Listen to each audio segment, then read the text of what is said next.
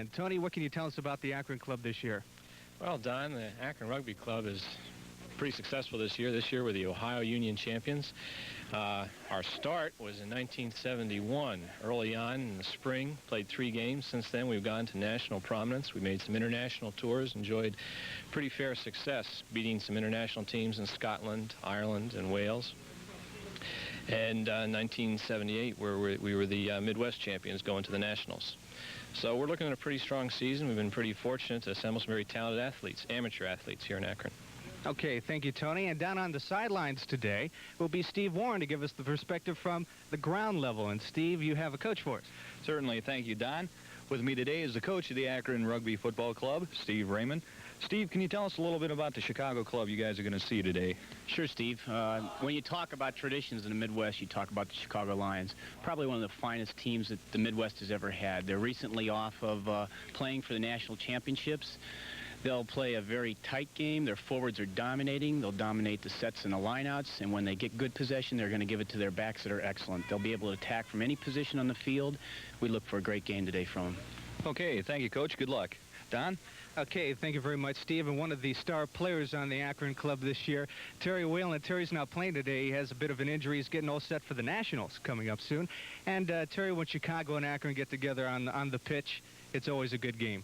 Yeah, that's right. I think what we're going to see today out on the field is a very wide-open game from the Akron team. We're going to try to transfer the ball to all the players on our team and hopefully score. The Chicago team, on the other hand, is going to play a very conservative game. They're going to try and kick for territorial advantage and possibly hit our weak spots if we have any. Okay, Terry, thanks a lot. And so the stage or the pitch is set. We're ready for rugby, but for right now, a little bit of background on the game of rugby. Rugby is a game of various strategies and formations, most of which are unfamiliar to the average American sports fan. Here now is Don with Akron coach Steve Raymond to explain a few of these to you. Okay, the first formation we're going to look at is the scrum. Steve? Okay, Don, the scrum is formed whenever there's a stoppage in play. In rugby, there's a principle of constant motion. When the ball becomes unplayable, the referee will stop the game, make a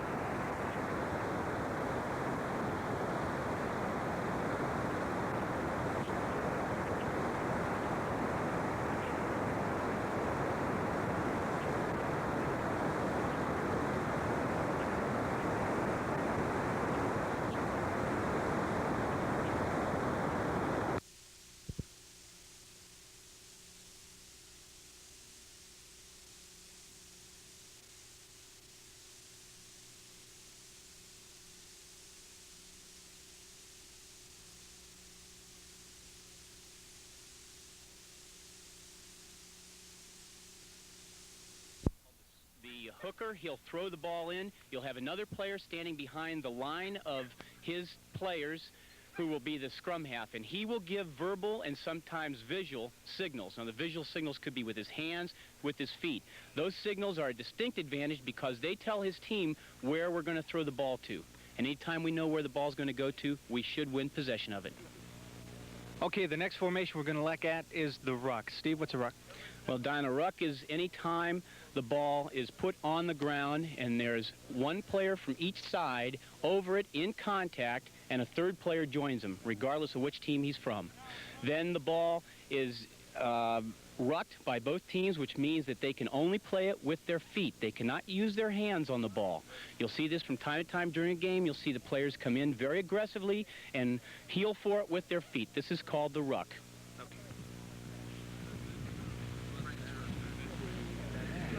Now we're going to take a look at a maul. Steve, what's a maul? A maul is any time a player advancing the ball is tackled by another player or held by him, and another player, regardless of whose team he's with, joins him. The rules of the maul then apply. This is similar to the rules of a ruck, except that the players can play the ball with their hands because the ball is not on the ground. The difference between a ruck and a maul is basically the ball is not on the ground in a maul. Okay, now we're going to take a look at a 22-meter dropout. Steve? 22-meter dropout is any time a team is attacking with the ball, they kick it in the end goal, into the goal area, and the defending team touches it down. By touching it down, they have won a defensive advantage in which they're allowed to bring the ball out to the 22-meter line you'll usually see one of their best kickers carrying the ball out, and he will drop kick the ball from behind the 22-meter line at the center of the field ahead right to his forwards, who now have, if he's a good kicker, his forwards will have an equal opportunity to get the ball as well as the team that he is kicking to. Okay, 22-meter dropout. All right, now let's take a look at the starting lineups for the Akron Rugby Football Club. At tight head prop, we have John Centronowski, self-employed. He's 5'11" and 200 pounds. Denny Stoneman, a fireman at the hooker position, 5'7", 170. At the loose head prop will be Bill Raymond. He's a sales representative, 5'11", 200 pounds. And another big guy, 220 pounds, 6'2", Rick Underman, an engineer in the second row. Steve Couture in the second row, insurance representative, 6 foot, 210 pounds. Patsy Galata, wing forward, security, 6'2", 210. Wing forward, Bill Van Auken, 5'7", 175 pounds, a special education. Dave Wasick, number 8, from the University of Akron Computer Center. At 5'7", 170 pounds, scrum half, Bill Melnick, school teacher. At the fly half, and also the captain, Fred Warmbrot, a school teacher, 5'10", 175 pounds. Steve Allensworth, the center, vice president of American Foliage at 6 foot, 185 pounds. Jerry Molina at center, special education, 5'10", 160 pounds. And the man with all the speed, Mark Daniels at the wing. He's a student, 5'8", 155 pounds. Jim Dye is a wing, 5'9", 170 pounds. He's a firefighter. And Michael Brennan, a fullback, 5'11", 175 pounds, an account representative. And now let's take a look at the starting lineup for the Chicago Lions. Frank Colebrook, number 1, Tyke Nolan, Chuck Fowl, Jimmy Donlin, number 4, and the captain of the Lions, number 5, Maynard Pretorius, and number 6, Dean Bostrom. Number 7, Mark Cummins, John Fleps, number 8, Harry Donovan, number 9, at number 10, Jimmy Hopes, 11, Ed Hardings, and 12, Dan Helm. And rounding out the Chicago lineup will be number 13, Tim Ryan, Steve Taft, number 14, and Steve McComas at number 15. Let's join the action in progress.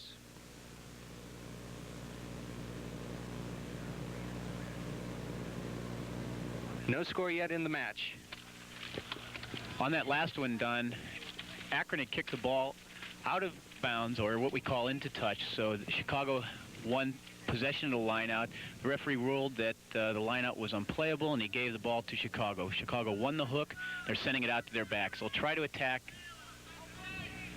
Akron overplayed the ball going out, so the runner with the ball then was forced to stop and wait for his support to come.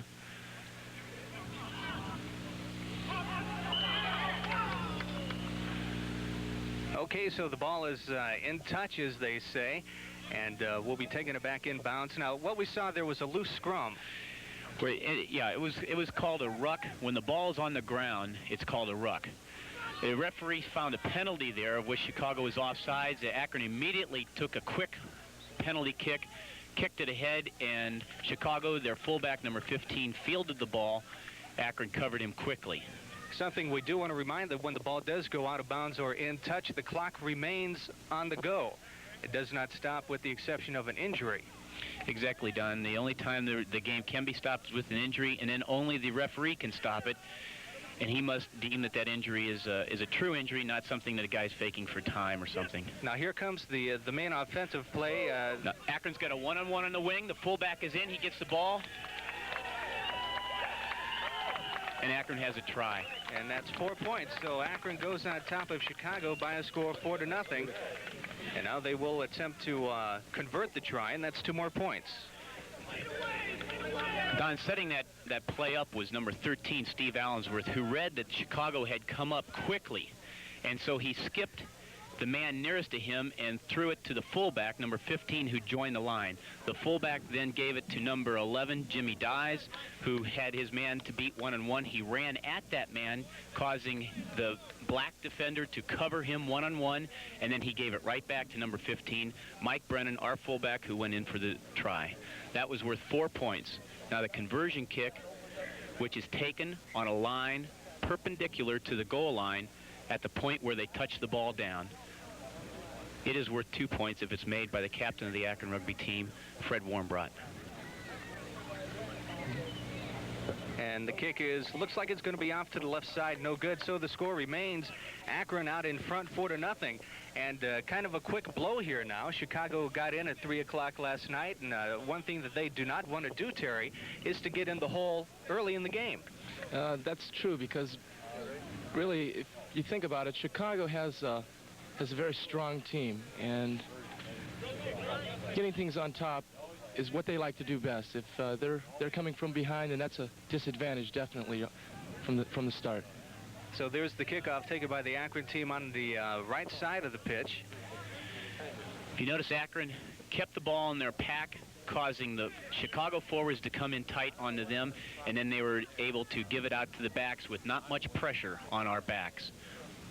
Our kicker then, Fred Warmbrot, who received that pass, could then elect to kick it up the field and gain a little bit of territory advantage. So it's the fly half then, Fred Warmbrot then, for the Akron club that makes the decision whether to keep the passes going on to the outside of the pitch or to kick the ball and try to get more strategic field position that way. Exactly. If there's anybody that would be a quarterback on the field, it'll always be the fly half on the team. In this case, it's Akron's Fred Warmbrot. Now, Terry, the name of the game in rugby is possession. Possession of the ball, that's the key. Without the ball, you cannot score.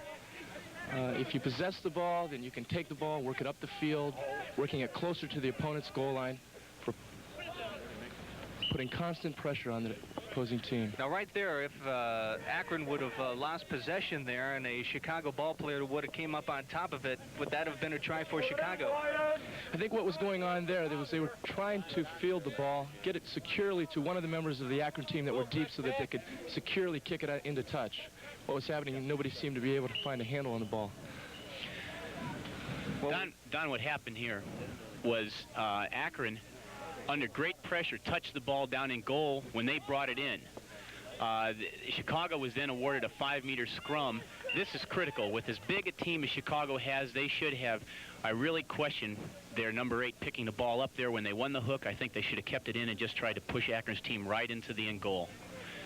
By doing so, if you push the other team into in goal and one of the members of your team touches the ball down, then the referee will award you 4 points.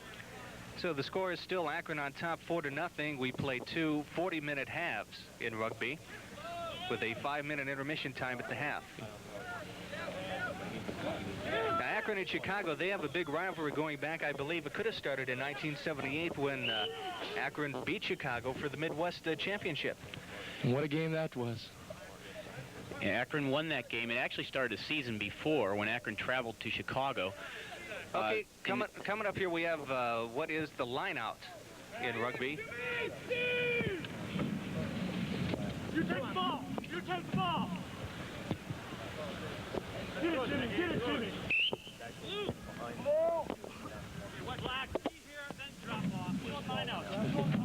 What Chicago is going to employ here is what is called a short line out. On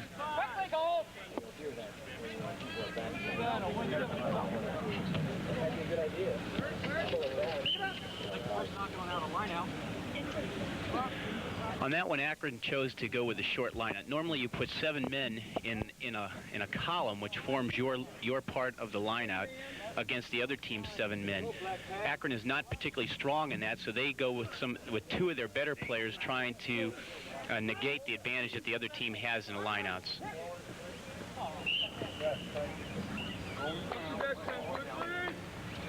The referee there, Steve Lehman out of Cleveland, ordered a penalty kick given to Chicago because the Akron player played the ball off the ground without coming to his feet to play it. And on that penalty, the Akron team is required that they retreat 10 yards. Let's go, Blackie! Now, you can score on a penalty kick from any position on the field, and when that is converted, it is worth 3 points. Exactly. If you have a team like Chicago that has a very strong kicker with a very strong foot, he will elect to go from 50 yards and out for the penalty kick for the post. He'll try to put it in between them. Akron gaining possession off of that line out. And another thing that is a big aspect of rugby is the sportsmanship. Now, when you throw the ball in on a line out, it is supposed to be directly down the middle, not favoring either one of the teams. Come on, Chuck. Way to go. Good boy, Harry. And the ball kicked in touch. There are some advantages, though, when you do throw the ball into your own team, in that it is to your advantage because you have signals, and certain players on the team whose signal is called know that they are to retrieve the ball, so they have a little bit of an edge. Now here, Don, the referee saw that Akron had a man ahead of its kicker when they dropped the ball out there at the back line, which is a 22-meter line, and he ordered a scrum down to come back.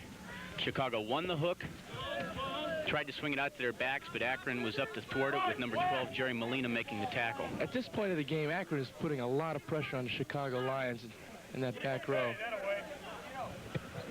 Akron's coming up strong, up tight.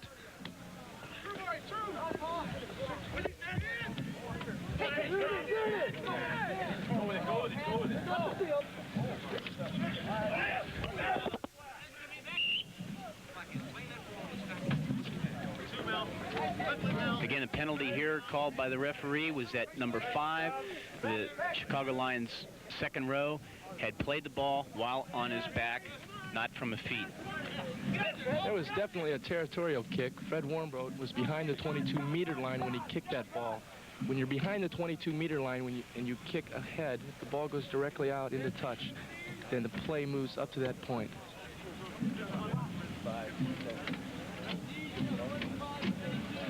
Now we have Chicago's back against their own goal. Chicago's throwing the ball in, and if Akron can win this ball, they'd have a definite advantage.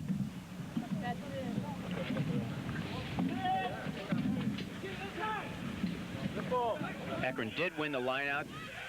Bill Raymond getting the ball, number 3, passing number 7, Bill Van Auken.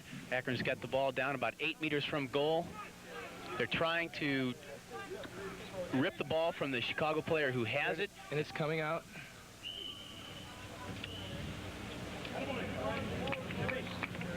It's important in rugby that if you're tackled, you must release the ball immediately so that the ball is made playable by everybody.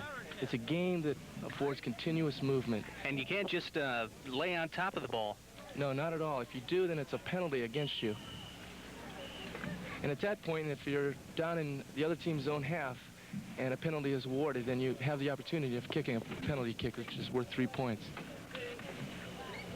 Right now, the game is being restarted after the ball failed to come out. Here we have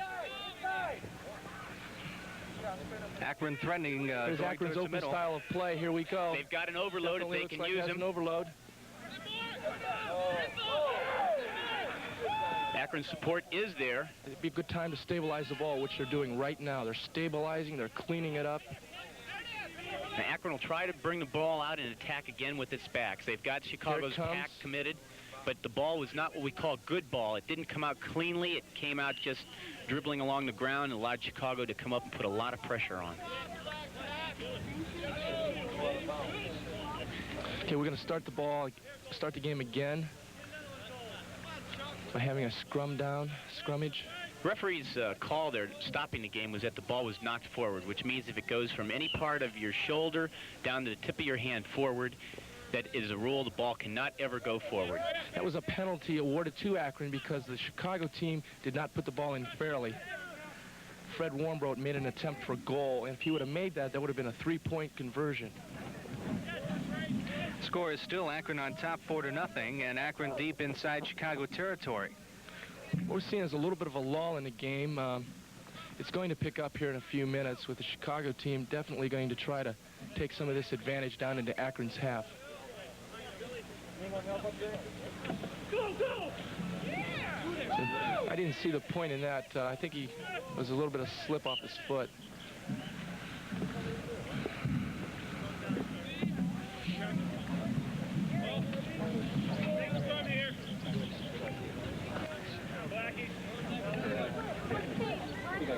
And there the referee brought the ball back for a scrummage in the middle of play because he ruled that the kick from the Chicago Lions player never penetrated the 22-meter line. If it doesn't cross that line, it comes back for a scrum given to Akron. Chicago won Akron scrum and got the ball out quickly and kicked up ahead for advantage, a field advantage to get out of their defending side. This will be Akron's throw-in, and what they've gone ahead and done is called a signal. The captain of the team called a signal. It's a blue series, throwing it long to number 6, Patsigliata. It's important now that Akron clean the game up here a little bit by consolidating.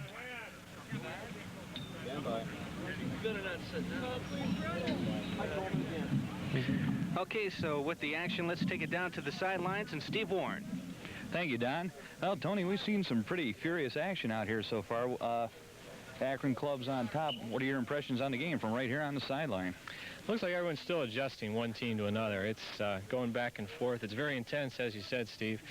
But you see a lot of miscues, little lack of teamwork here and there. It looks like Chicago has a couple people that don't regularly play with their ace side. And everyone's still adjusting, both within their own team and against the other team, getting a handle on the different styles of play. But it is intense out there. Okay, thank you, Tony. Back to you, Don. Thank you, Steve. And starting up the action, still 4-0, Akron out in front. And the kick in touch. Don, there was a scrummage there, and the referee saw that the Akron hooker had his foot up. So he gave a free kick to the Chicago team. They elected to kick it up, get it further out of their defending side, cross. And Steve mentioned that the Akron hooker had his foot up. The hooker may not strike for the ball until the ball is put into the tunnel. Here we.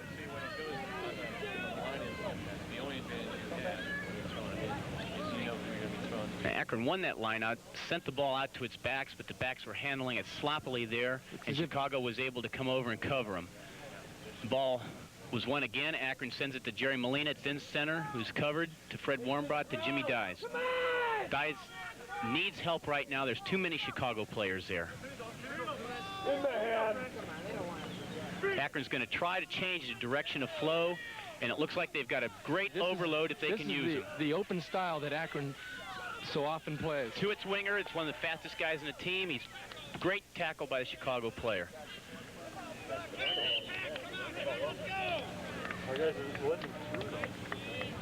Okay, coming up here, you'll be able to see what the scrum looks like to give you a little more of an idea. Steve, what do we got going on in there right now? Well, actually, this scrum is collapsed. There's a lot of pressure on the players that bind on each other in the front rows of each team, and sometimes they will go down under this pressure. It's best to go down if it's unsafe. They've gotten back up. This is a way of restarting the game whenever the ball becomes unplayable. Okay, back to regular action now. Chicago putting the pressure on Jim Dyes.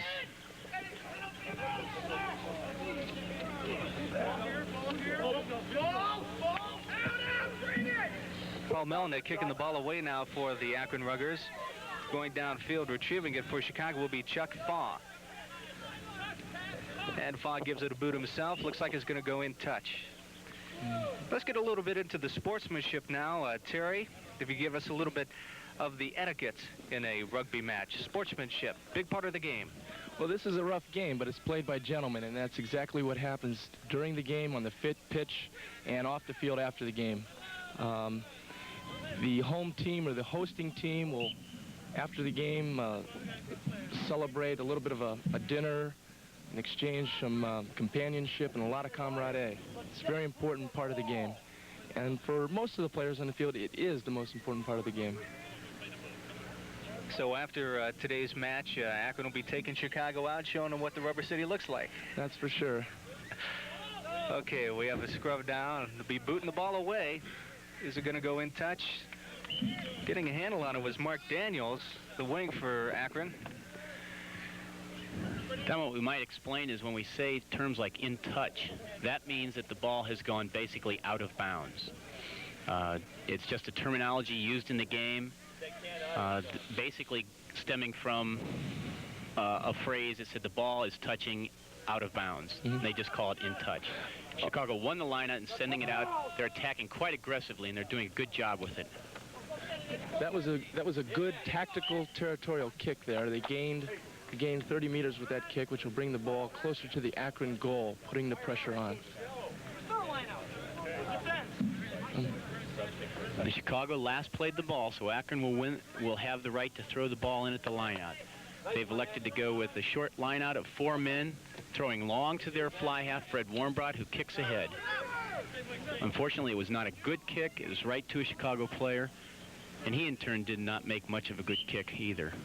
Right now the play is a little sloppy. It has been for about the last 5-10 minutes. What he was trying to do at that point, the Chicago player, was to kick the ball forward, up, and high so that his team had a chance to make advancement, and the man who kicked the ball go up the field and try to put the pressure right on the goal line and then regain possession of the ball. This is a 22-meter dropout since the ball went in goal with no advantage taken.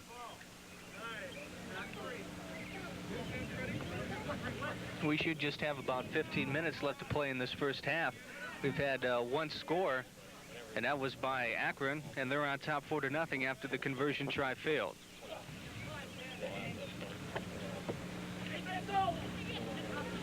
Nice pass. Akron Very nice possession. control by Patsy Gliata, quickly flipping to the wing, Mark Daniels.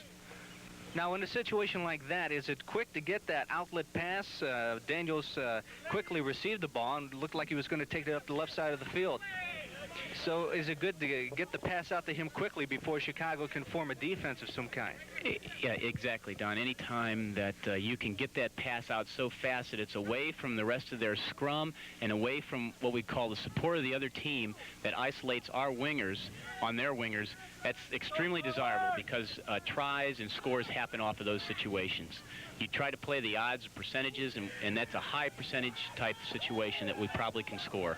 Akron's tackling very well at this point in the game. Very good territorial kick by Akron. That'll bring the ball all the way up to the midfield mark, giving Akron, taking the pressure off Akron down close to their own goal. It looks like Mother Nature's going to cooperate a little bit more with us at the start of the game. It had a little bit of the rains. It's still overcast, but we're going to get this one in, and I think it's only a tornado that can stop a rugby match. Can we say that accurately? I think that's safe. They're pretty dedicated. This weather, though, is not too ideal for rugby. The humidity is extremely high, and the players are really feeling it. I think this is why the game has gotten a little Beautiful sloppy. pass by Paul Melnick on the out.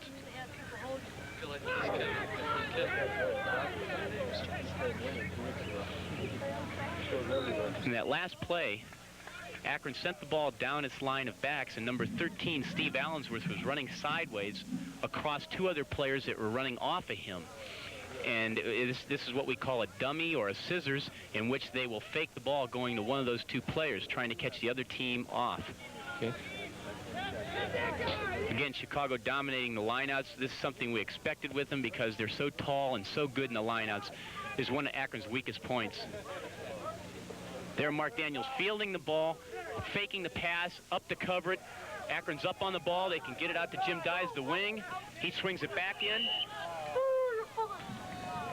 The referee saw the touch judge with his flag up, so he stopped the play, but that was an excellent handling attack. That's the type of play that Akron is going to be playing for all afternoon. There again is that open style of play. The open style of play of bringing 5 or 6 guys in, all of them handling it, not just one person. Akron normally tries to employ every player on their team as a potential ball carrier, where Chicago, on the other hand, utilizes just a few of their players, it appears.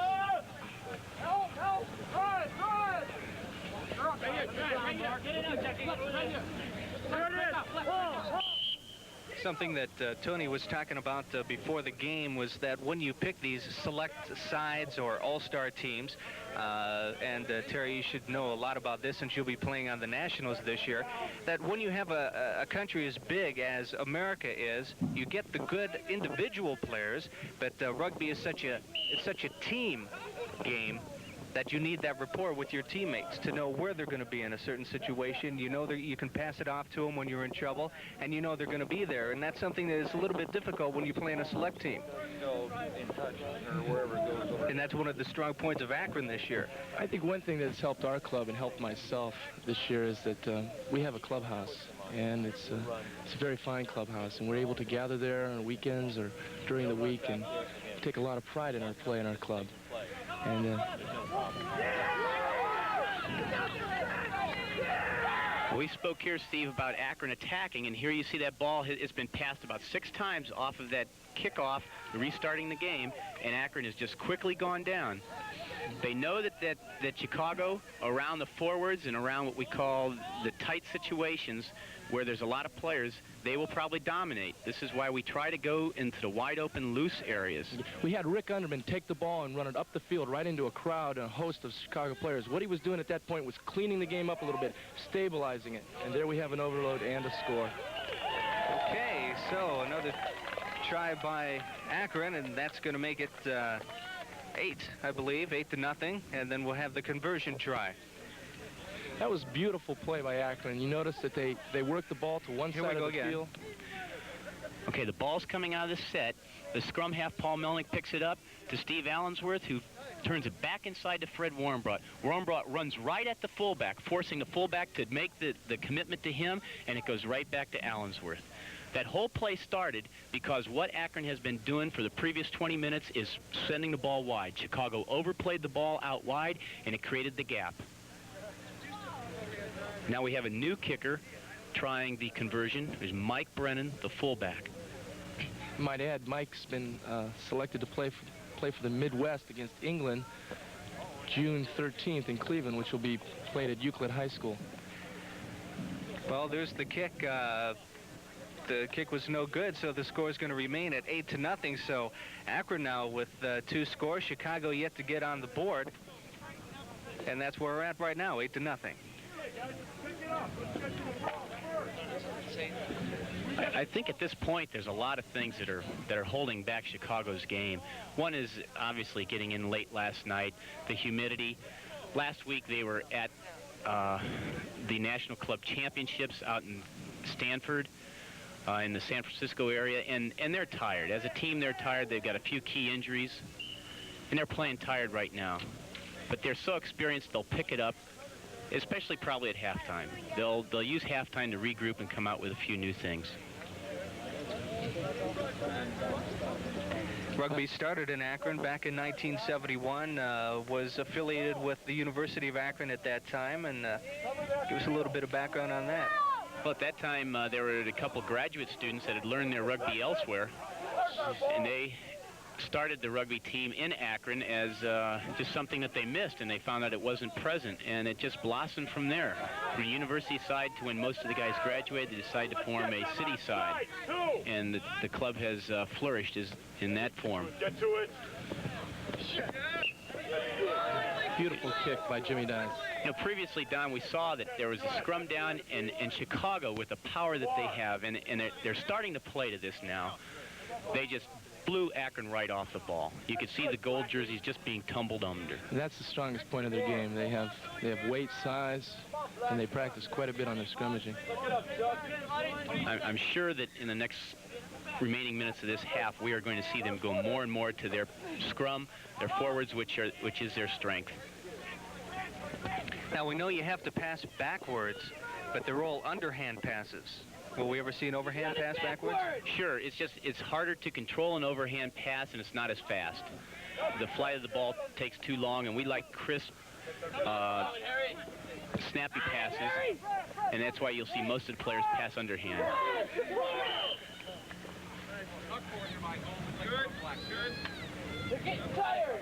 Okay, the referee just called knocked forward by Gold. There was no advantage taken by the black team, the Lions. The advantage basically being if it's better for them to let play go on, the referee will let it. In his determination, it was not, so he called it back and gave them a scrum. Chicago wins a hook, sends it out, gives it to their wing, who, again, Mark Daniels is up there to stop him. He has very little support right now. There's too many gold jerseys around, but nonetheless, Chicago wins the ball. They kick for territory up. Let it go, Harry! Okay, boys, that's far away. And they're within good striking distance now. In this area, Akron cannot afford to make any mistakes.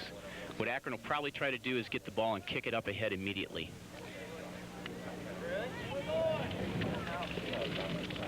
Okay, here we go. Let's get a score. Score is 8-0. Akron out in front. We're late in the first half.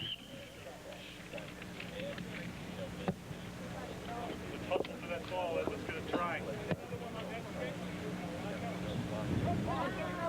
Well, down off of that one, we saw that Akron did throw the ball in. They did win the ball, and they kicked ahead, but the referee ruled that the ball wasn't thrown straight down the middle of the line-out, and so he offered Chicago their choice of another line-out or a scrum. They elected to take a scrum. Number 8 picked it up and passed it out.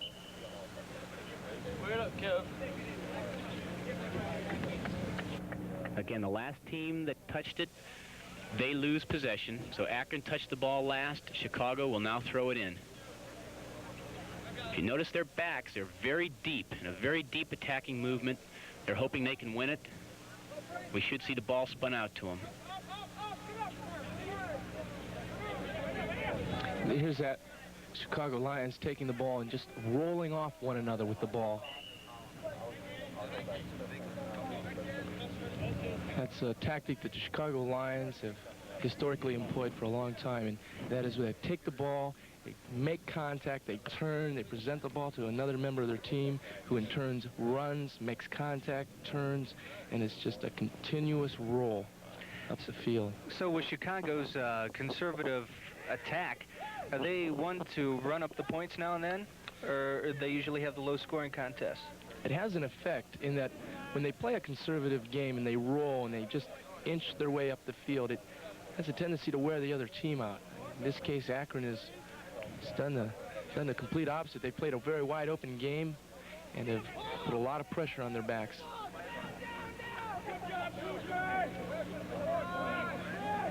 Right now, this is not good by either side. The ball is just no one's winning control of the ball. It's just being kicked blindly around. That's not good rugby. You mentioned the phrase cleaning up the game, and what that means is that when this happens, what we just saw happens, and the ball's spotly kicked around the field, what we need to do at that time is control the ball, consolidate it, form a nice solid wall, and then what we call a platform, and then work off that platform.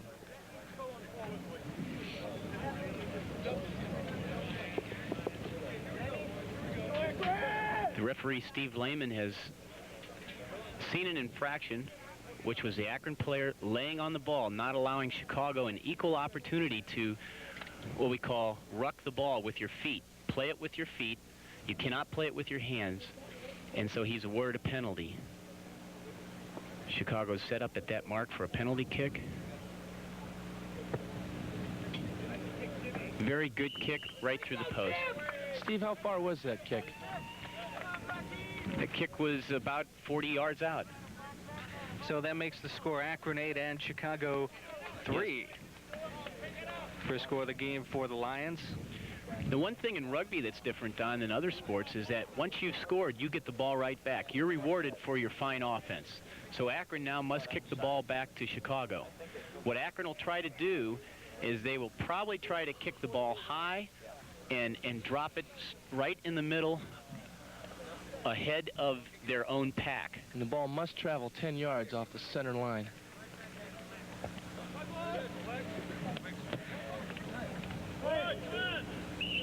By kicking it in that manner, Akron's got almost an equal opportunity of winning the ball.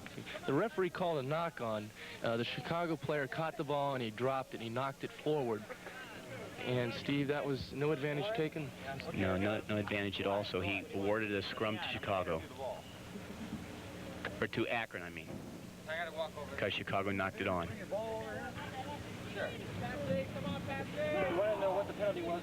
Now here we're seeing something what we call a wheel, where Akron won the ball, but Chicago just wheeled them. Literally, they took our pack and moved us 180 degrees, where we don't want to be.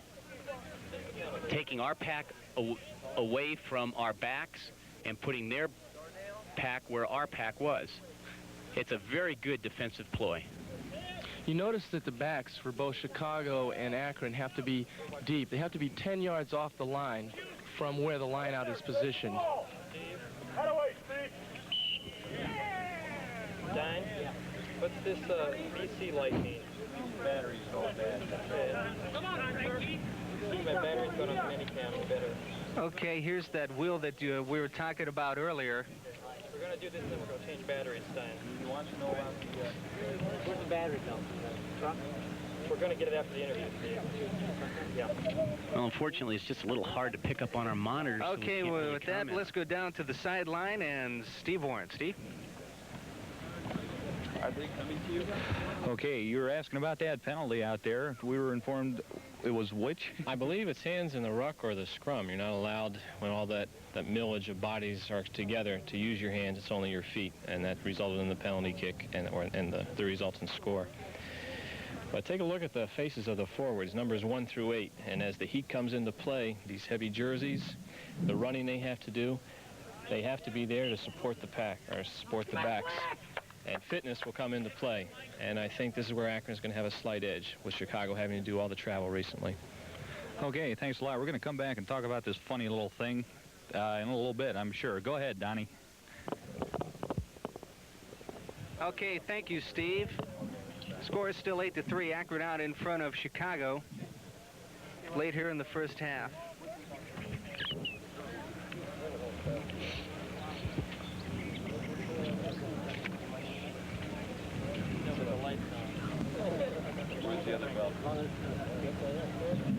It's Mike Brennan lining the ball up right now, the fullback. Kind of like a replay on the last kick. An exact replay, wide to the right again. Now Chicago's going to bring the ball out, and they'll kick back to Akron. What is called a 22-meter dropout. Tackle him down! Miriam! Now! Beautiful fake and dummy by the winger, Mark Daniels. Danielson to Stoneman, to We have an Melnick, overload. to Warmbrodt. Fred decides to take it himself. Again, the overload to Molina. Molina keeps it in bounds, turns it back to Bill Raymond, to Bill Van Auken. They're about 1 yard away from the goal here. And the pressure's on Chicago. Chicago still is defending it well, denying Akron the opportunity to get in. Akron cannot get the ball out quickly. And they almost had it.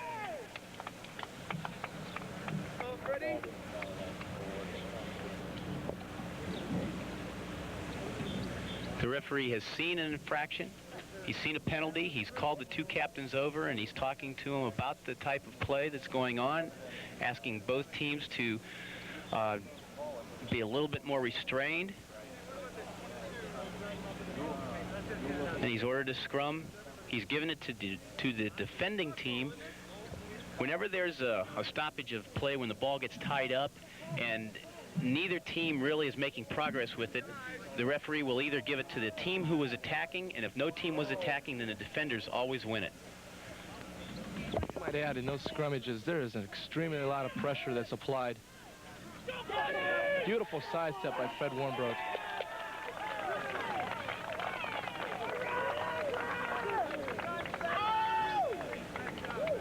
That makes the score Akron 12, Chicago 3.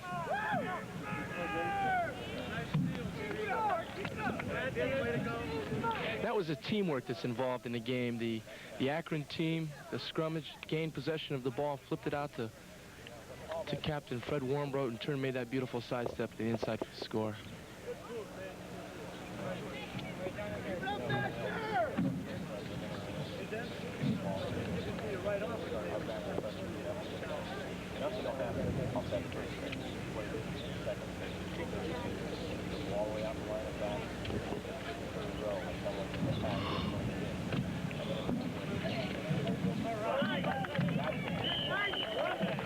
And after the conversion, the score is Akron 14 and Chicago 3. And the referee has just signaled the end of the half. So Akron scored within the last seconds of play there. And after 40 minutes of continuous rugby at the end of the first half, it's Akron 14, Chicago 3. We'll be back with the second half right after Steve Warren interviews Captain Freddie Warmbrodt and Mike Trinko.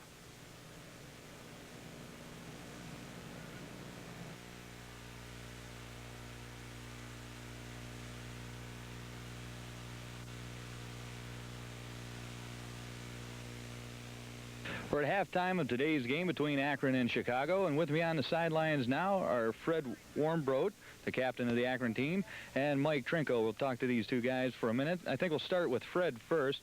Fred, could you tell us a little bit about your duties as the captain? The coach we know isn't on the field at the time. He doesn't send plays in like in American football. You've really got a big job out there. Well, it's not quite as big a job as you think. The men on the field understand their position and pretty much go about their business as they're supposed to. The only thing I have to really look for is tendencies in the other team so we can figure out where we want to attack, and also tendencies that we're doing that's allowing them scoring opportunities. So looking for them and maybe telling a few key personnel during the game is basically my job. Okay, I also understand that you work as part of the selection committee to select the sides that'll play in each Saturday's game. Can you tell us a little bit how that works? The teams don't stay the same for each game? Well, they pretty much stay the same. We have a strong nucleus of people we draw from, 15 to 20, being only 15 on a side. And depending on their play week to week and their availability due to injuries or jobs, we always try and select the best 15 to go out in the field. There's 3 of us that are elected from the team, and we hold this position for a year. So we get to know each other, the 3 of us, how we think, and I sort of have a little bit of the final say being the captain, and I get a feel of how things are going to be happening out in the field and how I want them to be happening against a certain team. Okay. Rugby is physical. You guys play without a lot of pads, but yet we haven't seen too many people come off bleeding or with broken necks or, you know, any serious injuries. I don't know, you guys have to be in pretty good shape. Well, that's what we stress. We stress fitness to start with. We figure a person that's in better shape isn't going to get as tired as fast. Therefore, when they do get hit, they'll be able to respond a little bit. Their muscles will be able to respond. They won't get hurt. Also, we do realize that we don't have helmets or shoulder pads or anything on. So when we go into the contact, we're using our shoulders, not our heads, staying to the side and really trying to protect ourselves. And the other teams come and they realize we've got to go to work on Monday. They've got to go to work on Monday. So there really isn't the attitude out there to hurt anyone. You play as hard as you can, but the main objective is to win ball possession and then run with the ball. Okay, thank you, Fred.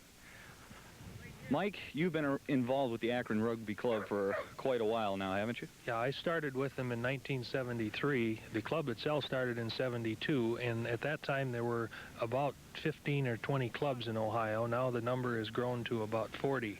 And Akron has started originally with the university, and we kind of outgrew that as our students graduated. We were kind of in a spot where we had too many non-students playing, so we became the city of Akron Rugby Football Club. Okay, I see you're getting a little gray around the temples. Are you still an active player? Well, I played one game this year, and I'll try to play one more again before the season's over. But mainly I've been refereeing now for the last 3 or 4 years. And referees are, of course, an integral part of the game. There's only one of them on the field. And their job is also a real handful because they have to control the game with 15 people going after the other 15 people. And like the players, the referees are also voluntary, right? Yes. The only thing we get is expenses. That means about 10 cents a mile, which certainly doesn't cover it. But we're in it for the fun of it. We like to get out and get a run in the afternoon as well. Okay. Thank you, Mike. Thank you, Fred. Back to you, Don. Thank you, Steve. We're ready for second half action now with the score, Akron 14 and Chicago 3. And no doubt about it, the Akron club has been much more aggressive than Chicago. Chicago was up there quickly to put the pressure on. The ball became unplayable, and the referee ordered a scrum. This one's going to Chicago. And if they do attack, it should be a good one off of this. Notice how quickly that ball's hooked. The scrum half throwing in the ball, and the hooker quickly striking the ball with his foot. There, what the scrum half did, it might have been hard for the viewers to see, but number 9, the scrum half, actually tried to drop kick it through the goals.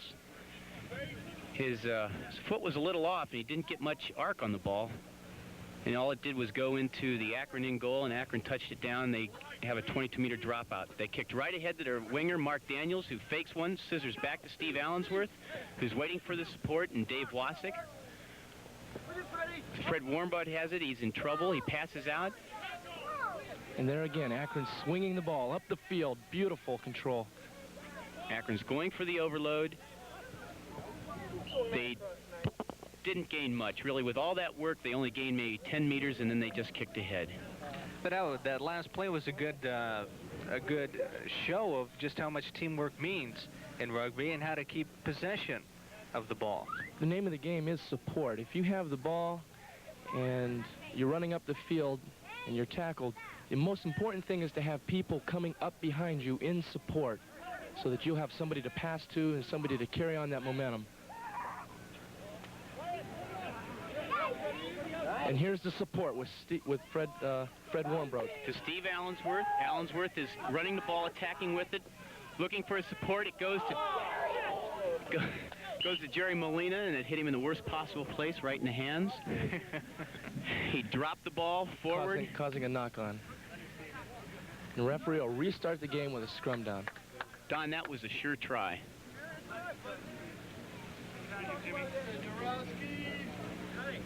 I think what Akron's going to try to do here is wheel the scrum a little bit. And that's exactly what they're doing. They're wheeling the scrum, creating Chicago to go to their weak side. And you almost made a play there yourself, Terry. This has been a penalty kick has been awarded to Chicago.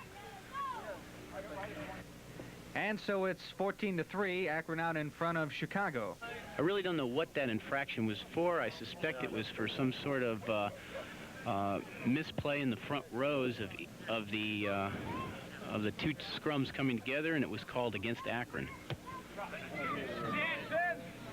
The kicker was trying to find the touch or trying to put it out of bounds. He did not, and Akron, as you can see, immediately comes in and attack. Mike Brennan held the ball a bit too long that time, denying his support the ball.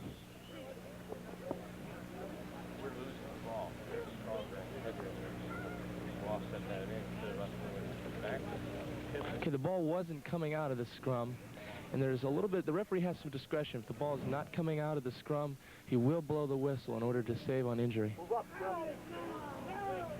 Akron's put in, but Chicago won it quite well.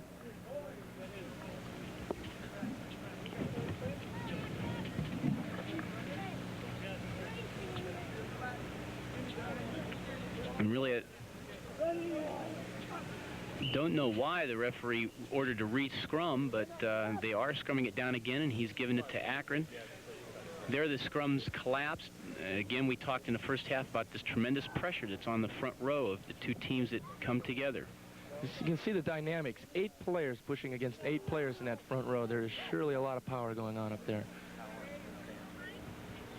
Nice tactical kick, caught by Jimmy Dye's. Beautiful recovery. Brilliant kick ahead by Mike Brennan. He tapped it, and he had the support. He's obviously talking to his wing at that time, telling him what he was going to do. He kicked ahead to the wing. Jim Dye, who ran straight on it and kept attacking. Had he been able to make a cut inside, he could have sailed all the way for a try. But as it was, he went into touch, so Chicago now will be throwing the ball in. Notice the two teams' backs are back 10 yards from the last foot of the man in the line-out. That's a law in rugby. You must be 10 yards off the line. Chicago throws the ball into Jim Donlin, an Ohio product out of Xavier University. He won the line-out, but the referee saw... No, the referee did not stop it back. It just went into touch. Akron now has elected to go with a short line-out. They threw to the #1 man, hoping to catch the front of their lineup by surprise, but Akron did not field the ball well, and Chicago just kicked it up ahead. The lineout again will go to Akron. You might wonder why that when Akron employs 2 people in a lineout, that Chicago also employs 2. That's because the team throwing the ball in can put as many men on that line as they want. The other team are required to match those men.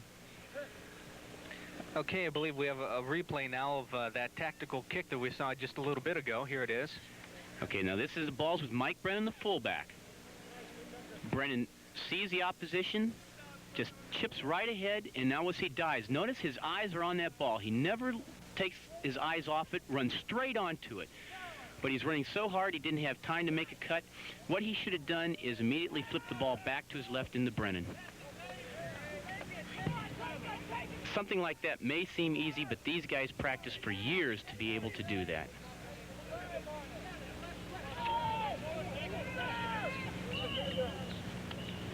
Looking down the Chicago roster, a lot of these players have been at rugby for almost as long as they've been alive. 12, 13 years, 11, 15 years.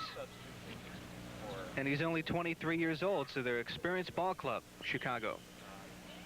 Extremely so, Don. A lot of their players come from overseas where you would pick it up as much as you would Little League baseball.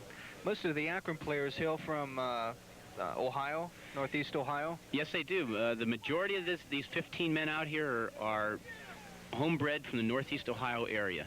We do not have one international player playing for us who picked the game up overseas. Chicago's hooker, Tyke Nolan, throwing the ball in. It goes to number 4, Donlin. The referee called that ball not thrown in fairly, not thrown in straight, and has awarded Akron with a penalty. Kind of edged towards the Chicago team. What Akron is going to do at this point is Captain Fred Warmbroad is going to take the ball and run what's called a California series. He elected to keep the ball. He's in somewhat of trouble here.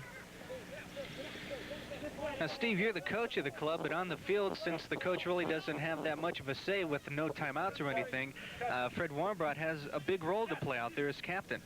Extremely so. He literally is the coach on the field. He controls the team. The role of a captain in rugby is more important than the role of a captain just in about any other sport. Since the coach cannot get any kind of messages onto the field, he cannot get instructions. In fact, in the strictest games, he is not even allowed on the sidelines. Steve, we have a man down on the field. Is this going to be an injury timeout coming up? Yes, it will be. They'll get the attention of the referee. He has seen the player and he stopped the play. This is number 12, Jerry Molina, Akron's in center. I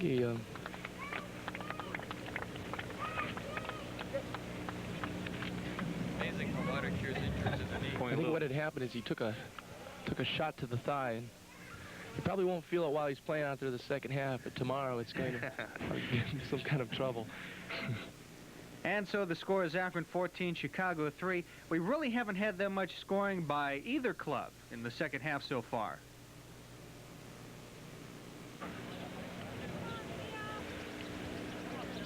Okay, we have a scrum down. Chicago's put in. Notice the intensity of the two teams coming together. That's why the referee has broke the two up. He's asked that they go back to the mark where he had ordered the scrummage begin. Okay, that was a good shot of a scrum being formed right there, if we can get back to that.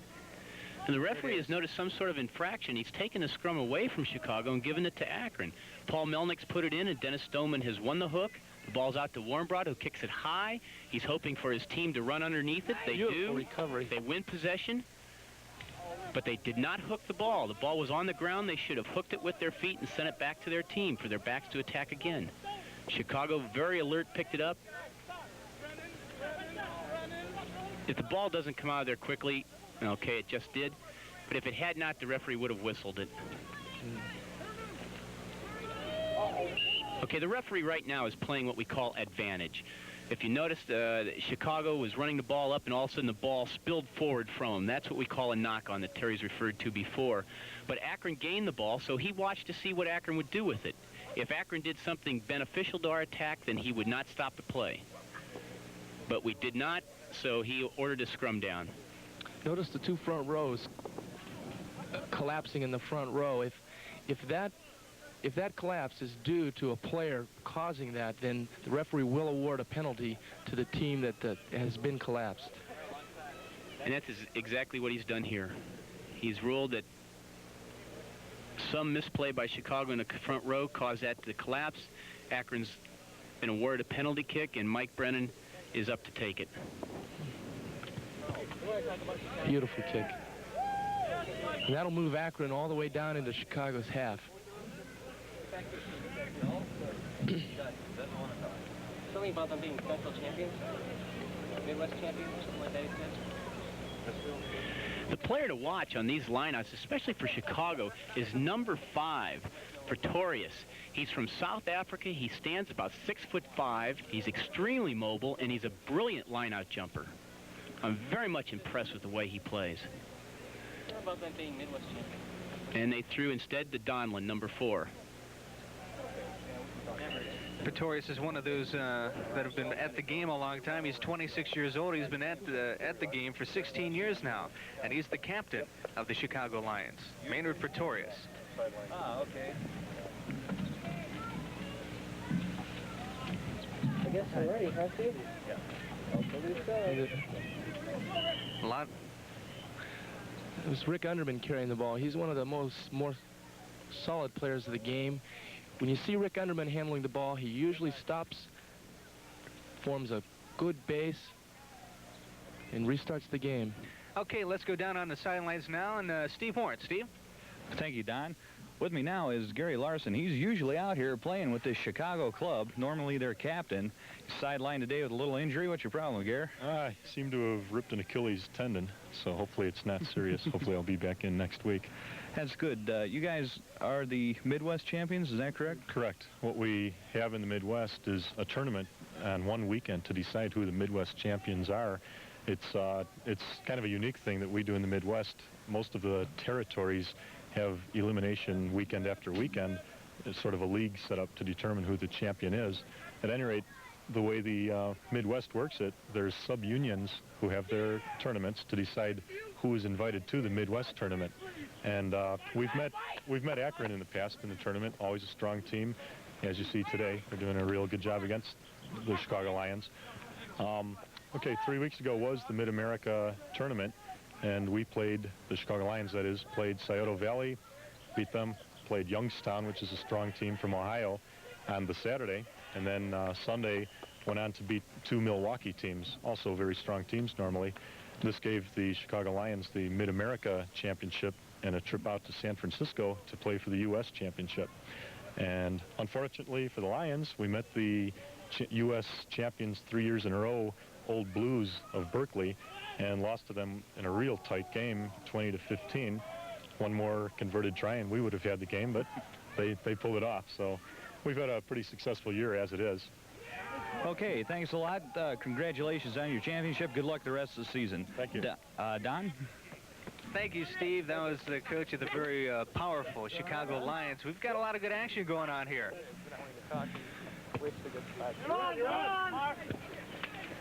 Okay, on the last play, Akron had counterattacked off of Chicago. Mike Brennan took the ball, jumped up in the air, and while he was in the air, passed out to Mark Daniels, the winger, who brought the ball down about 20 yards and had one man to beat for the try. He did not beat the man. Chicago played him well, defensed against him, and after a little bit of kicking, the referee is ordered to scrum down. Now we've got a real good view of a scrum down from our sideline camera. You can see the ball coming in. It comes out and the scrum half kicks out. Mother!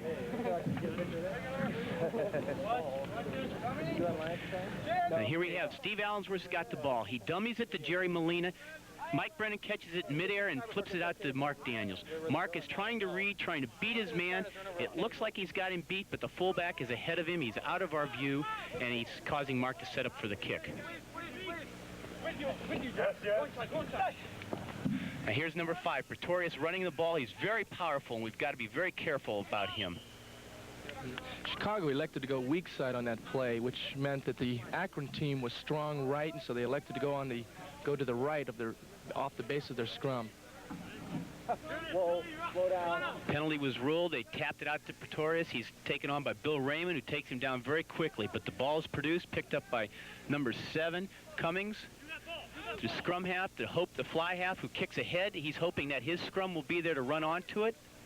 But the Akron fullback, Mike Brennan, is there, and he kicks ahead, clearing the ball out of this danger zone. Chicago's got it, but they haven't really done anything constructive with it.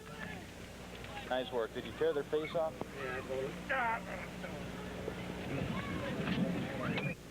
The score is still Akron 14 and the Chicago Lions 3, about 20 minutes into the second half of play. Neither team really getting anything together offensively since the first half.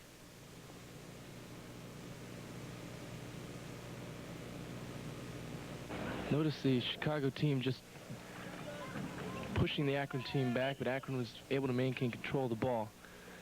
And now the ball's moved all the way up past the half, almost to the half.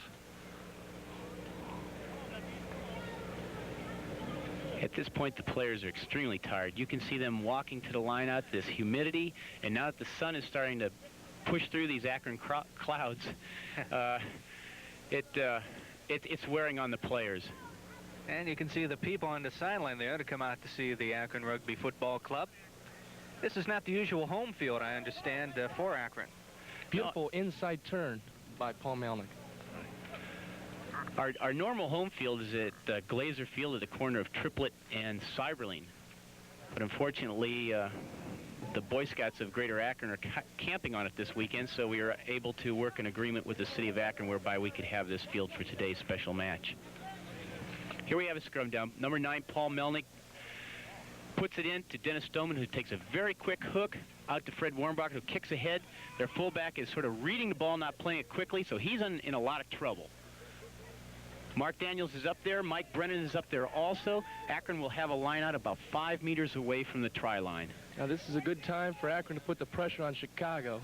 We can swing the ball out to our backs. We could probably see another try here coming up. Now that kick was to no doubt to kind of put a snag in the action and get it out of bounds that deep in his own territory. Right. It's better to go ahead and kick it and get it out of there than hold it and hope that you can keep the other team away while the rest of your team gathers around you. What had just happened is that hooker Denny Stoneman made a quick throw in and attempted to catch the Chicago Lions off guard. Unfortunately, that the throw wasn't straight and the referee has ordered a scrum down.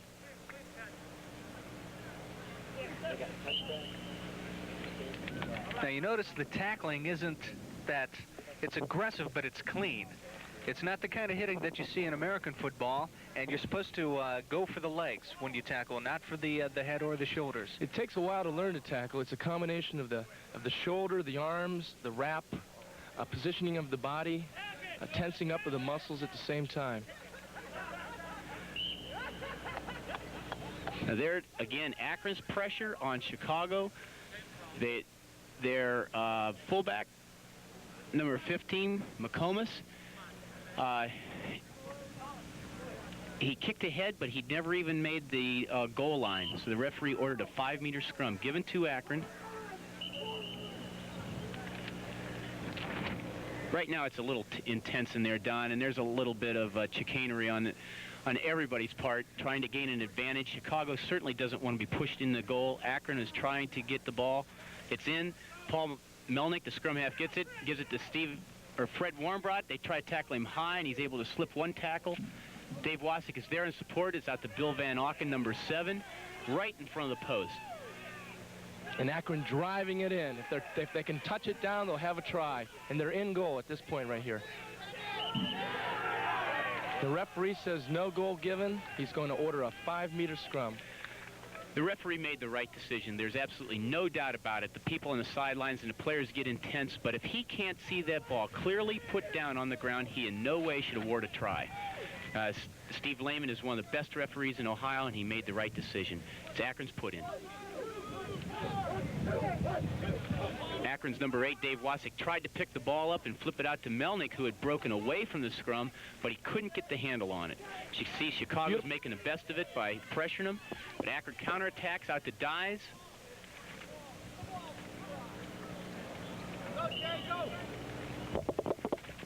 So Chicago, with the pressure on, comes up clean.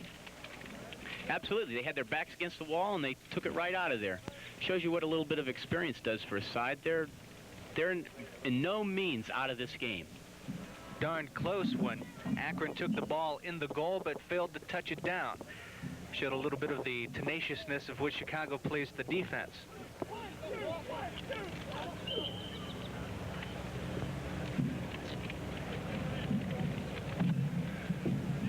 Now there Akron won that set piece, but they were offsides. The referee caught them being offsides. He's given the kick to Chicago. Chicago is going to kick up ahead, hoping for territory advantage. Which they have. They have. You'll see in about the last 10 to 15 minutes of play, they will not do that anymore. They will flip the ball out to their backs, because at that time, it's time to keep attacking. It's time to keep possession of the ball. And at that time also, possession is more important than position. There are definitely different periods of lull in the game, in that the team ahead will try to play a tight, restrictive game, in that they remain good defensive players, and Chicago has to open up now. They have to open up. It's getting down towards the end of the game. They have to start opening up to try and make an attempt to score. Beautiful turn by Jimmy Dice. Cuts inside. Flips it back kind of blindly, but Fred Warmbrod is there. He's going to try to flip it wide. He did, but it was a bad pass to Mark Daniels. Jerry Molina has got it. He's going to hold it. And the referee has said Molina was not releasing the ball. Penalty to Black. Black again is kicking. I question whether they should be doing that at this time in the game. Because again, you see Akron won the ball. Bill Van Auken peeling out of there. Notice he's turning to try and give his own team the ball. That's important in rugby. When you make contact, you turn. Make the ball available to your own teammates. Obviously, he's got pretty strong arms, and he's keeping that ball in tight. When the ball isn't replayed immediately, the referee allows a few seconds to go by before he blows the whistle and orders a scrum, which is restarting the game. And since Akron had a control of the ball, he gave the scrum to Akron. But here again, he's seen Akron hooker Denny Stillman with his foot up. He's ordered a free kick. It's going to be placed there, swung out to the backs. Attempted drop kick, blocked by Fred Warmbrod. Steve Allensworth is up to pressure the Chicago player along with Jerry Molina. Now that the rest of the pack is there, you'll see the back starting to peel out. This is what we call a maul, when the ball is in the air, held by 2 or more players, and both teams are converging, making an effort to get the ball, to win possession, to get the ball out to their backs. This is what we call a maul.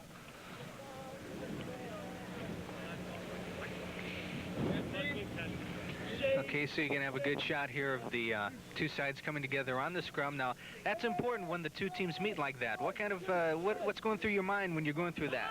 Well, first of all, you don't want to allow the other team to get the advantage by getting their bodies in a position where you're going to be at a disadvantage and have your back turned or your body in such a position that you can't see the ball coming into the tunnel.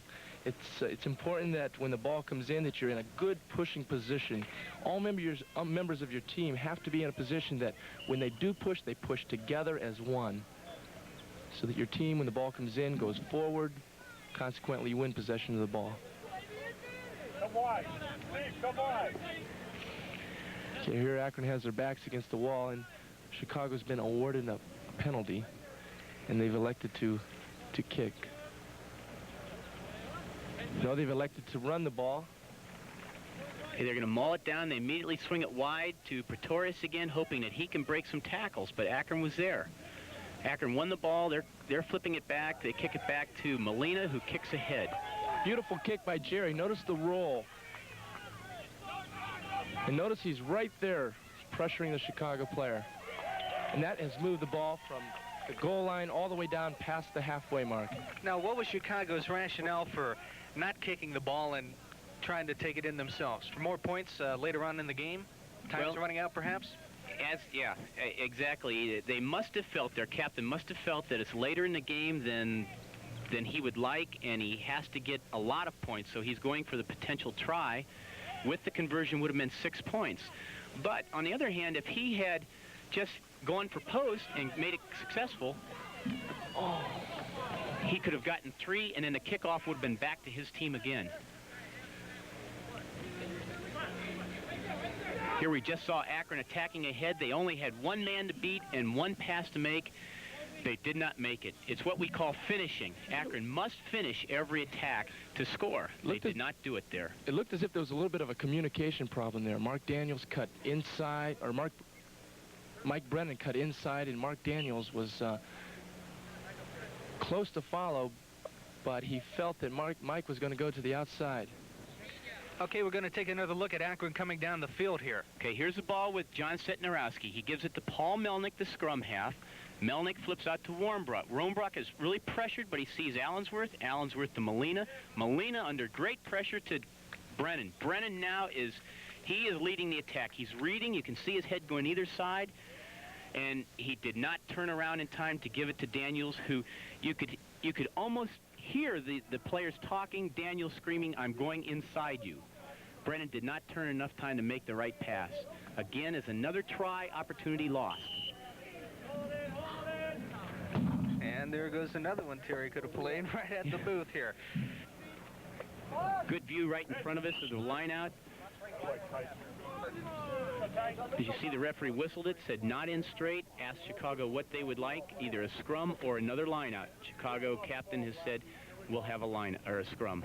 And that is into their favor since they've been winning a lot of their own scrummages. Good ground level view of number 9, Davin, squaring off the scrum. He'll put it right in the middle. You can see the hooker's foot come up, win it, but then Akron is taking the ball away from him. It's wheeled around, and now Chicago has it. They flip it back to Davin, who's out to Hope. Out to the wing. They obviously now want to get it away from their pack and see if they can attack with their wings. It may be too late to try that ploy.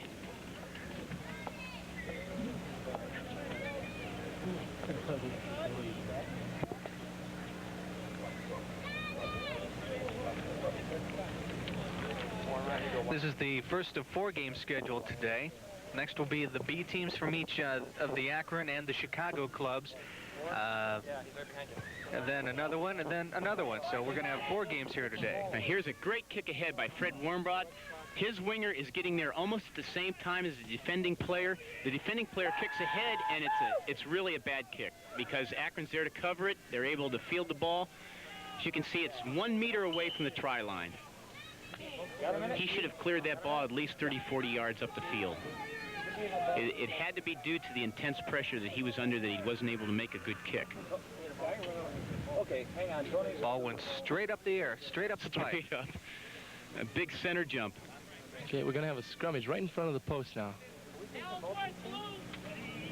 Notice the Akron backs are kind of split up here. They've chosen.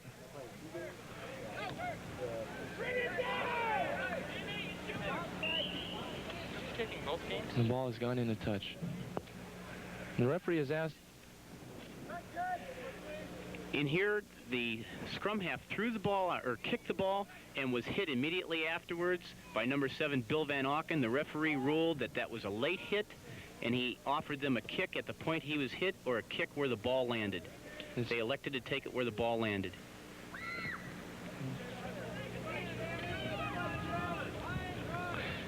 Steve, it's important in a game of rugby that you remain when a player on your team kicks the ball, that you remain behind him before he kicks the ball so that he's onside.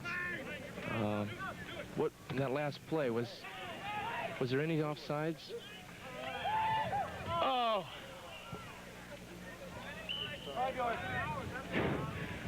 Well, Terry, I didn't see any offsides, but what we just saw in this last play when Mike Brennan fielding the ball, running up, blocking the kick of the Chicago player, taking it himself and knocking on in goal. That would have been a try for sure if he had not knocked on, but the player was hanging on him, and the pressure of that player hanging on him caused him to lose control of the ball. Chicago will now bring it up to right in front of the 22-meter line. Their fly half, number 10, Hope, will drop kick the ball to Akron. Fielded by Kudre, number 5. He puts it back on the ground. It's a great play by him. You notice how quickly Akron was able to win possession when he did it like that. But the referee ruled that he was on the ground and was not allowed to do that. He can do that if he's on his feet, Don, but if he's on the ground, he cannot do it.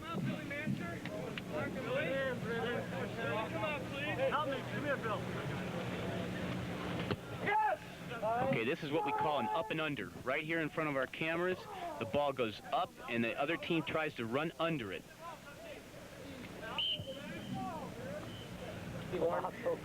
It's extremely devastating type play because it's really just aggression against aggression of both teams wanting the ball. It's hanging so high.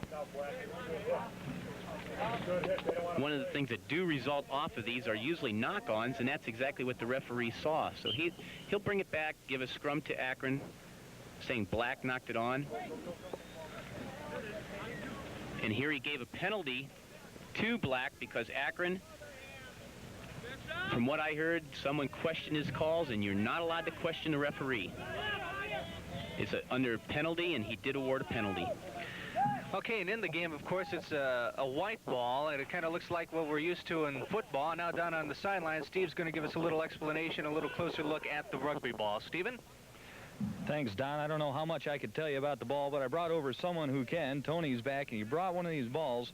These are, I don't know, growing up in Ohio, you see a lot of footballs. This is nothing like a football, except for the shape. Well, Steve, sometimes we refer to it as a pregnant football. Same basic shape, but a little bit wider on either end, blunter on either, wider around the middle, blunter on either end. And the reason for that is it gives it a more predictable bounce. When you're kicking the ball yourself ahead or fielding the kick that someone else might have booted, gives you a chance to take it on the first or second bounce. You can actually pretty much predict where the ball is going to go. There's no laces on it. How do the players get a hold of it to throw it? Most of the time you'll see the players grab it on this side like this, and then you're passing, pushing out. The Americans introduced the football type pass in the line-out, so you'll see our guys going like this. That was relatively new to the game. So you don't really need the laces. Okay. Thanks a lot, Tony. Don, back to you. Okay, Steve, a pregnant football. How do you like that one? What? Now, for the Akron club, the weather has a lot to do with when you can play, obviously, and that's why rugby is so popular in California. They can play year-round rugby out there. So how does a year progress as far as training and getting ready for the season for the Akron club? Most of the guys, what they have to do is belong to a club or a spa where they can hit the weights and run around a 29. Go. Well, what you saw was a little bit of the action involved in rugby, some of the fun that goes with it. Bear in mind that rugby, unlike any other American sport, is something which is year-round in activity. It isn't like playing softball where you play a season and you don't see the blokes for the rest of the year. We always have social activity going all the time. What you're going to see next is some footage from our most recent tour to Wales and England and some of the banquet that we had last year, which we do in fact have every year. Another thing to remember is anyone can play the sport. Young, old, married, divorced. We have people from all walks of life, doctors, dropouts, lawyers, you name it. So bear in mind, it doesn't matter who you are, as long as you got desire to play, have some fun, rugby's for you. Roll it, Denny. You can walk and chew gum at the same time. Cut. Okay.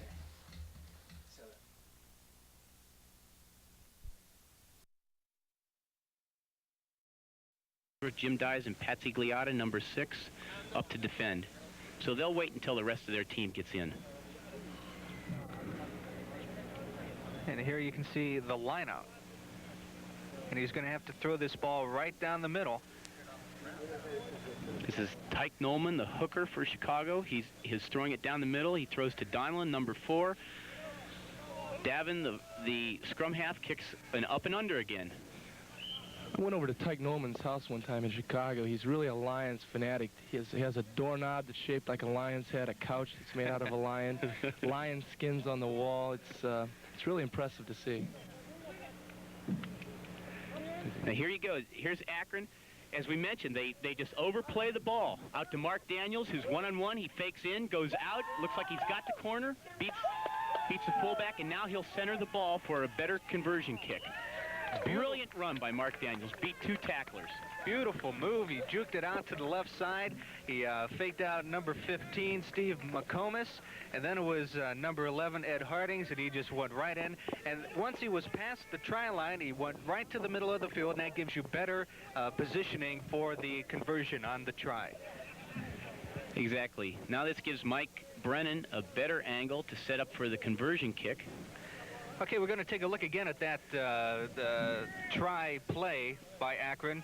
The ball has now been shifted out to Daniels. He's looking inside. He doesn't see anything, but he sees a gap ahead of him. He now sees the winger. He faked in there, gets outside of him, Now the fullback is over. The fullback is coming as hard as he can, so he uses that momentum to step around him. You notice that the ball is not tucked like a football in tight, because you always have to be ready and able to make that pass if you need to. A couple of beautiful moves by Daniels, and the conversion is good. And now the score is 20 for Akron, 3 for Chicago, and time is running out for the Lions. In terms of rugby, we're giving them a good hiding. A good hiding? Is that the gentleman's way of saying we're beating them very badly? Much the gentleman's way. Much the gentleman's way. You were telling me about an interesting analogy. Rugby, a gentleman's game played by ruffians, or ruffians playing a gentleman's game? Which is it? Put you on the spot. Well, in the old country of Europe, certain countries have rivalries. One country in particular, England, likes to think that certain other countries are ruffians playing a gentleman's game, and they like to feel that they're a gentleman's playing a gentleman playing a ruffian's game. How is it played in Akron? I think it's a combination of both. And it's 20-3, Akron out in front of the Lions from Chicago. Don, we'd like to be able to give the viewing audience the time, but the time is only kept on the field by the referee. Unofficially, we've got about 5 minutes left in the game. But the referee's timepiece is the only one that is accurate. Now here Chicago wins the ball. They send it out, but the referee has seen an infraction. Stephen, Akron just converted that try. It makes the score 20-3. They converted their try. Oh, no, I didn't see play the line. Again, Fred Wormrod makes a nice kick, driving it over the fullback's head. Mark Daniels is down there to pressure.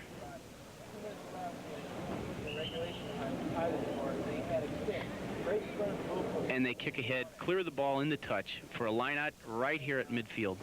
Then about 5 minutes into overtime, came the guy around the end, he ran 50 yards down and still. It was great. No one wanted to. This is a good shot of the tunnel. There's a good shot of Denny Stoneman. He's heard the signals. He tosses the ball to the middle, but Chicago wins it. Pretorius has got the ball. He runs upfield, sends it back to his team. They didn't field it well, and Akron's got it. Fred Warmbrodt. But the referee has spotted a major infraction and awards a penalty kick to Chicago. Starting to pick up a little bit of a wind across the field, which is really helpful. It helps cool the body in this heat. And there's a signal for the end of the game. And there's the final score, Akron 20, Chicago 3. For Steve Raymond, Terry Whalen, Steve Warren, Tony Craig, I'm Don Olson. And for the final time, it's Akron 20 and Chicago 3.